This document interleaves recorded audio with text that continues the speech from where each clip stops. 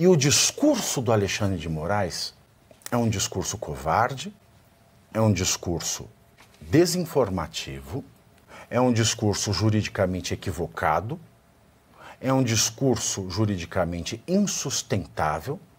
Em primeiro lugar, porque era um discurso que nem poderia ter sido feito. Esse fato torna o discurso do Alexandre de Moraes ilícito.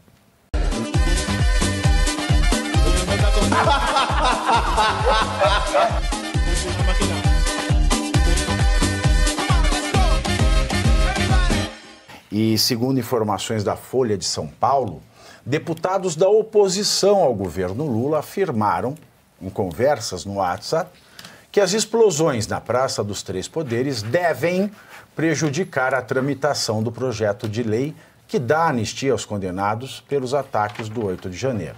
Bom, em primeiro lugar, vamos corrigir a Folha, porque essas explosões, elas não devem prejudicar, elas já estão prejudicadas. A comissão nem instalada foi, não teve reunião nenhuma. Então não é que deve prejudicar, ela já está prejudicada. Os presos do 8 de janeiro já foram vendidos e rifados pelo projeto de poder dos deputados e senadores brasileiros. E, de acordo com o portal G1, ministros do STF avaliam que o incidente de ontem foi uma continuidade dos ataques do 8 de janeiro e enterram a articulação e expectativa de anistia. Na manhã de hoje, durante evento no Conselho Nacional do Ministério Público, Alexandre de Moraes afirmou que o incidente de ontem não foi um ato isolado do contexto e começou com o que ele chamou de gabinete do ódio na gestão Bolsonaro. Moraes afirmou também que não acredita em pacificação no país sem que haja punição a criminosos, se colocando contra a anistia 8 de janeiro. Eu não quero ouvir o Moraes falando. Eu juro, eu não quero ouvir o Moraes. Não, põe o Moraes falando. Mas o que ocorreu ontem não é um fato isolado do contexto. Queira Deus, e a Polícia Federal vai analisar, e os autos já estão com o presidente do Supremo Tribunal Federal, o ministro Barroso, mas, como eu disse, queira Deus que seja um ato isolado, esse ato.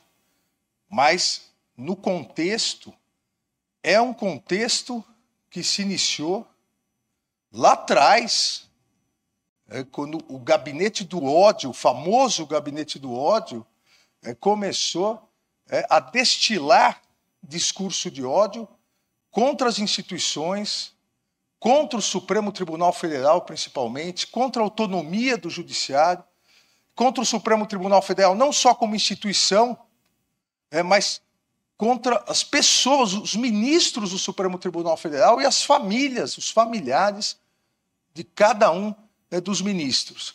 E isso foi se avolumando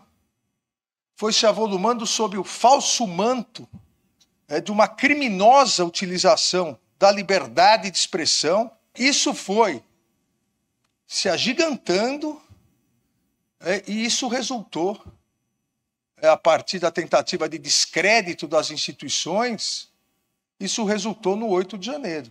E ontem é uma demonstração de que só é possível e é necessária a pacificação do país, mas só é possível essa necessária pacificação do país com a responsabilização de todos os criminosos. Não existe possibilidade de pacificação com anistia a criminosos. Com todo respeito, eu vou fazer um comentário aqui. E me entendam bem. Me entendam bem. Quando eu vi essa notícia ontem, eu falei: ferrou. O ditador vai soltar mais fogo pela boca. E assim o fez. Nessa fala asquerosa do ministro, nós ouvimos o seguinte. Em primeiro lugar, contexto. Ele é o juiz do inquérito, certo? Ele falou fora dos autos. Ali não era o Conselho Nacional do Ministério Público não faz parte dos autos processuais. Só por isso ele merecia o crime de impeachment. E só isso é um ilícito da magistratura. É um crime de juiz, vamos dizer assim, para o povo entender. Depois, na qualidade de suposta vítima, ele também não poderia ser juiz. E aí ele fala de contexto que se iniciou lá atrás. Contexto que se iniciou lá atrás, com o gabinete do ódio, etc. Contexto que se iniciou lá atrás, quando? Quando o narcotráfico também se instalou no Brasil e ceifa a vida de pessoas, de familiares, e condena nos tribunais do tráfico e queima corpos e ninguém acha os corpos e a polícia não faz nada. E o Estado deixa aqueles grandes pedaços do território brasileiro na mão do narcotráfico? Ou não são gente? Porque o que ele diz é que nós não somos gente. Ele e as famílias dos ministros são. São também. E não exclusivamente, ministro Alexandre. Aí ele fala o falso manto da liberdade de expressão. O que é o falso manto da liberdade de expressão? O falso manto da liberdade de expressão é uma coisa que não existe. É a mesma coisa que eu falar uma chiforínfula do Chaves. É a mesma coisa que eu dizer cara caramba, cara caraú. Porque a liberdade de expressão não é um manto, a liberdade de expressão é uma liberdade. E ponto. E basta. Não é uma capa de invisibilidade. É a liberdade para fazer o certo e também para fazer o errado. Porque se fosse liberdade só para fazer o certo, não seria liberdade.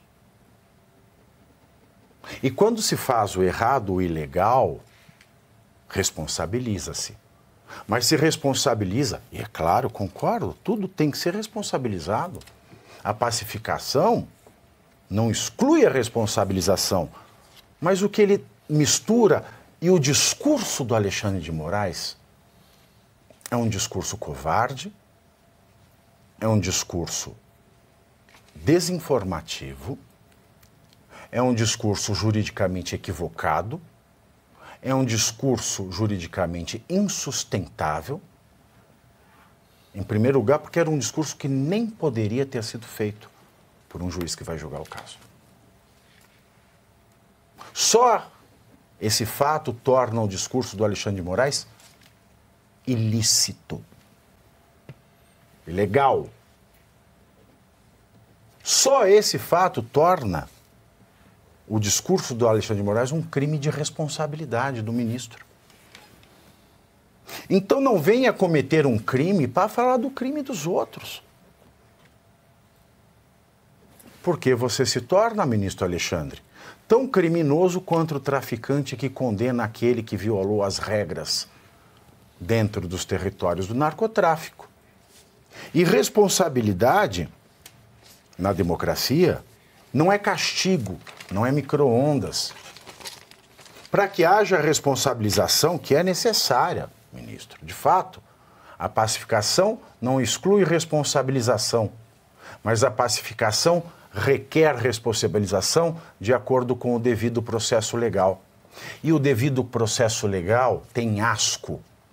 O devido processo legal tem nojo. O devido processo legal abomina que ele seja conduzido por um juiz que fala fora dos autos, ainda mais sendo vítima. E por fim, quando ele fala ainda daquela coisa que não existe, do manto, do falso manto da liberdade de expressão, uma liberdade de expressão como manto sempre é falso de fato, porque não existe tal manto. Quando Vossa Excelência fala de que esse gabinete de lá atrás forneceu elementos para descrédito das instituições, não. Ele pode ter exagerado, exposto, caricaturizado, pode ter exagerado muito para o descrédito das instituições, mas o descrédito das instituições, quem promove são as próprias instituições. Se um homem é bom, paga todas as suas contas é um bom pai, é um bom marido, é um bom empregado e um bom patrão, não é a fofoca que vai torná-lo o maior crápula da face da terra. Alguém só pode ser vítima de descrédito quando, na vida dele, existe algum podre. E se a instituição do STF está em descrédito, o senhor Alexandre de Moraes é o maior culpado. E por conta disso, agora, as pessoas do 8 de janeiro, a Débora, pode esquecer de ver seus filhos. Afinal de contas, ela não traficou. Então, primeiro C, você curte, que é o preço deste programa. Quanto vale o ingresso para ver este palhaço neste picadeiro bonito? Vale uma curtida. Vale o seu like, o seu joinha, o seu gostei. Então, a sua obrigação é curtir. Se puder, comente, porque quem comenta ajuda no engajamento. Então, primeiro C é curtir, segundo C é comentar, o terceiro C, o que seria muito louvável, seria você compartilhar. Tem um link que é a setinha, uma setinha assim, meia bomba. Sabe aquela, a setinha da pipa do vovô que se esforça? Você vai lá, copia o link, cola no seu Orkut, no seu Facebook, no WhatsApp, no Telegram, manda sinal de fumaça, pombo correio, não é pombo correio do banheiro, é o pombo correio que leva as mensagens, você passa para todo mundo que você gosta, para quem você não gosta, você também passa. Então, ó, curtiu, comentou, compartilhou. E se puder, se quiser, se o seu bolso comportar e se seu coração assim permitir, contribua com este programa que vai substituir o Jornal Nacional. Olha que pretensão maravilhosa, hein? Se liga, ô Bonner, nós vamos derrubar o Jornal Nacional. Esta é a meta.